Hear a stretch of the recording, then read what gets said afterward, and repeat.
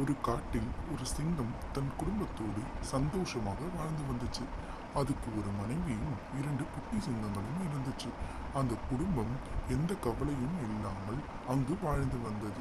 ஒரு நாள் அந்த ஆண் சிங்கம் உணவு தேடி வெளியே போச்சு.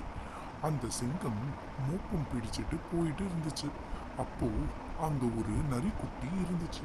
அந்த நரிக்குட்டி ரொம்பவே பயத்தில் நடுங்கிக் கொண்டு இருந்தது. அதோடு கண்கள் மூடியிருந்தது. சிங்கம் அந்த நரிக்குட்டியை தன் வாயில் கவ்வி தன் வீட்டிற்கு கொண்டு போச்சு. பெண் சிங்கம் அந்த நரிக்குட்டியை பார்த்து, இப்போ நமக்கு 3 குழந்தைங்க. இவங்க 3 பேரையும் நம்ம ஒன்னாதான் வளர்க்க போகிறோம் அப்படி சொல்லுச்சு. ஒரு நாள் அப்பா சிங்கமும் அம்மா சிங்கமும் வெளியே உணவு தேடி போயிருந்தாங்க. அப்போ இந்த 3 குட்டிகளும் விளையாடி குகைக்குள் வெளியே வந்தன. அப்போ ஒரு பெரிய யானை அந்த வழியா வந்துச்சு. அந்த யானையை பார்த்ததும் 2 சிங்க குட்டிகளும் ஆக்ரோஷமாக உரும்பிக்கிட்டு அந்த யானையை துரத்த ஆரம்பிச்சிட்டாங்க. ஆனால் அந்த நரிக்குட்டியோ பயத்துல ஓடி போய் குகைக்குள்ளேயே ஒளிஞ்சுக்கிட்டு. அந்த யானை போனதுக்கு அப்புறம் குகைக்குள்ளே இருந்த குட்டி நரி அவமானத்தோடு வெளியே வந்துச்சு. அன்றிரவு அந்த 2 சிங்க குட்டிகளும் தங்களோட அம்மா கிட்ட, அம்மா, இன்னைக்கு ஒரு யானை வந்துச்சு.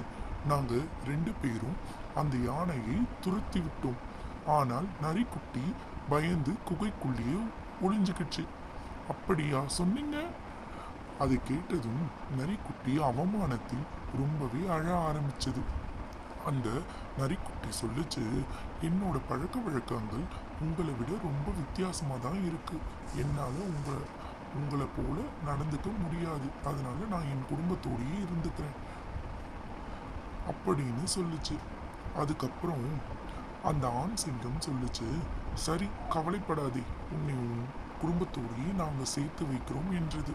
மறுநாள் அந்த சிங்கங்களும் நரிக்குட்டியும் அந்த நரியின் குடும்பத்தை தேடி காட்டுக்குள் போனார்கள். கொஞ்சம் தூரம் போனதுக்கு அப்புறம் அந்த நரி குட்டியோட குடும்பத்தை பார்த்தாங்க.